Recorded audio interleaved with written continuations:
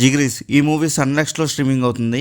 ఇంకా movie story గురించి మాట్లాడుకుంటే నలుగురు ఫ్రెండ్స్ కలిసి తాగేసి గోవాకు పోదామని స్టార్ట్ అవుతారు. ఇంకా వీళ్ళు గోవా వెళ్ళడానికి 4 days పడుతుంది.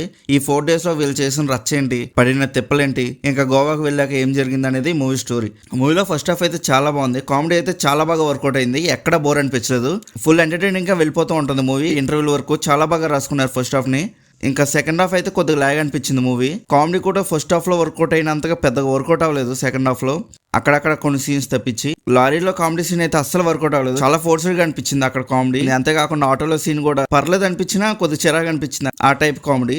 ఇంకా క్లైమాక్స్ లో ఎమోషనల్ సీన్ అయితే ఓకే అనిపించింది అంతే.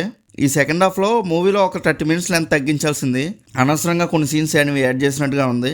మెయిన్ గా ఈ లారీలో సీన్స్ తీసేసి ఉంటే బాగుండేది. ఇంకా రామ్ నితిన్ గారి క్యారెక్టర్ లో కంటిన్యూటీ అనేది అక్కడక్కడ మిస్ అయింది. గోవాకి స్టార్ట్ అయిన ఫస్ట్ డేలోనే గడ్డం పెరుగుతుంది, ఒక్కొక్కసారి తగ్గుతుంది. అది కొంచెం చూసుకుని ఉంటే బాగుండేది. ఇంకా యాక్టర్స్ పెర్ఫార్మెన్సెస్ గురించి మాట్లాడుకుంటే అందరూ చాలా బాగా చేశారు. మూవీలో నాకు బాగా నచ్చిన క్యారెక్టర్ అయితే కార్తిక్ది. యాక్టింగ్ కూడా చాలా బాగా చేశారు కృష్ణ గారు. కార్తిక్ క్యారెక్టర్కి పర్ఫెక్ట్గా సెట్ అయ్యారు అసలు.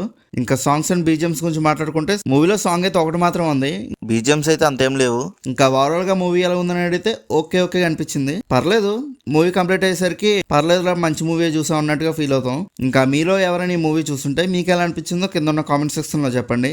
అలానే movie updates and movie reviews కోసం మన సినిమా ఛానల్ని సబ్స్క్రైబ్ చేసుకుని బెల్ ఐకాన్ కూడా ఆన్లో పెట్టుకోండి. ఇలాంటి రివ్యూస్ మీరు మిస్ అవ్వకుండా చూడగలుగుతూ ఉంటారు. ఇంకా నెక్స్ట్ వీడియోలో కలుసుకుందాం. బాయ్.